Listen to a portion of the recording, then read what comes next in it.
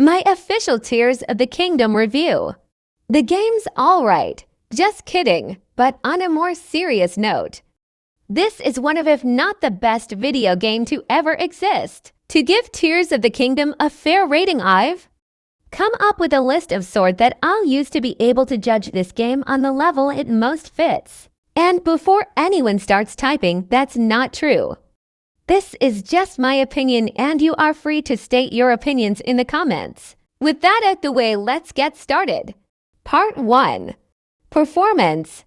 Now don't get me wrong, but for the 6-year-old Nintendo Switch, this game runs amazingly throughout most of your journey. But as most people agree on, when many items are on screen at once, the game starts to chug. Now I'm not sure what others are experiencing throughout their game, but I'm still taking this into account for later. For the performance of Tears of the Kingdom, and for it being played on a 6-year-old console, I'll give it an 8.5 out of 10. Part 2. Story.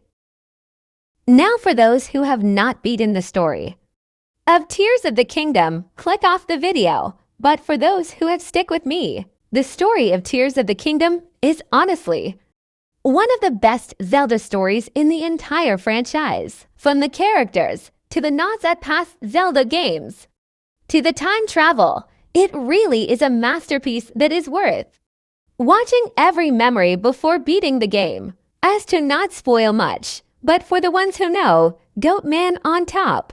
Now for the story of Tears of the Kingdom, I'll give it a 9.5 out of 10. Part 3.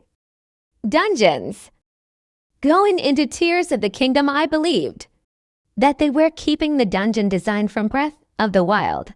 But about 36 hours before launch, the producer, Eiji Aonuma, stated that traditional dungeons were implemented into Tears of the Kingdom. Many believed that this was a sign of traditional items from past Zelda titles like the hookshot and the boomerang. But it ended up not happening, and with the dungeons trying to be open and traditional at the same time. In my opinion, the best dungeon was the Lightning Temple for its most traditional aspects to a dungeon from Ocarina of Time. For the dungeons of Tears of the Kingdom, I give them an 8.7 out of 10. Part 4. Abilities.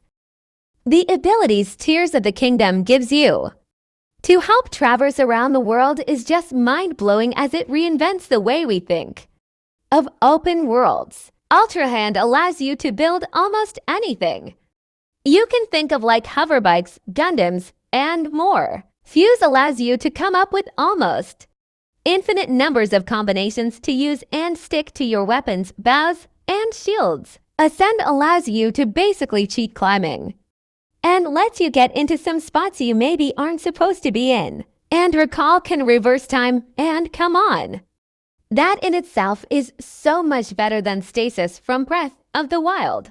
The abilities from Tears of the Kingdom are way better than the abilities from Breath of the Wild, and that's why I'm giving them a 10 out of 10.